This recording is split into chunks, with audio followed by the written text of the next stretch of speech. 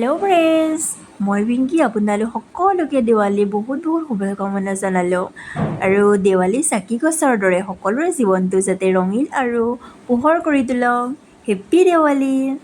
আৰু দেৱালী হৈছে এটা পোহৰৰ উৎসৱ আৰু আমি সেইকাৰণে যিমান পাৰোঁ সিমান পোহৰ কৰিব চেষ্টা কৰোঁ আৰু যাতে আমাৰ বেয়া দিনবোৰ আঁতৰ কৰি সুখৰ দিনবোৰ আহি পৰে। আৰু ৰ'ব এইটো আমাৰ ঘৰটো।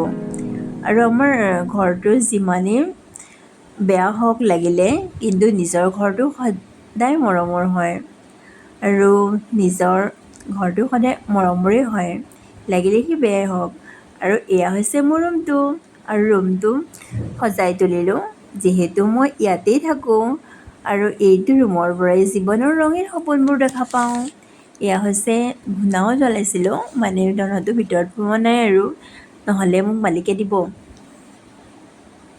আৰু আজি ৰাতি হৈছে এয়া পেট পূজা কাৰণে বনালোঁ আৰু চিকেন বনালোঁ। আৰু যিহেতু কালি আছিল কালী পূজাৰ কাৰণে মাছ মাংস খোৱাই হোৱা নাছিলে আৰু আজি যিহেতু দেৱালী আৰু পোহৰৰ উৎসৱ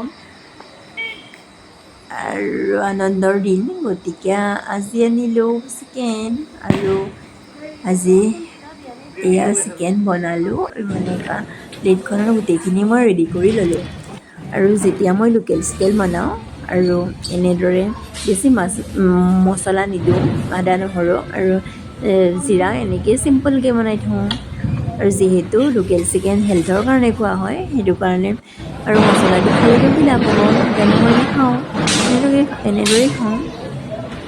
আৰু এয়া মোৰ চিকেন ৰেডি হৈ গ'ল। আৰু এয়া হৈছে লাঞ্চ হৈ আছে ডিনাৰৰ ঠাইখন। আৰু ভিডিঅ'টো আজি সিমানতে ৰাখোঁ।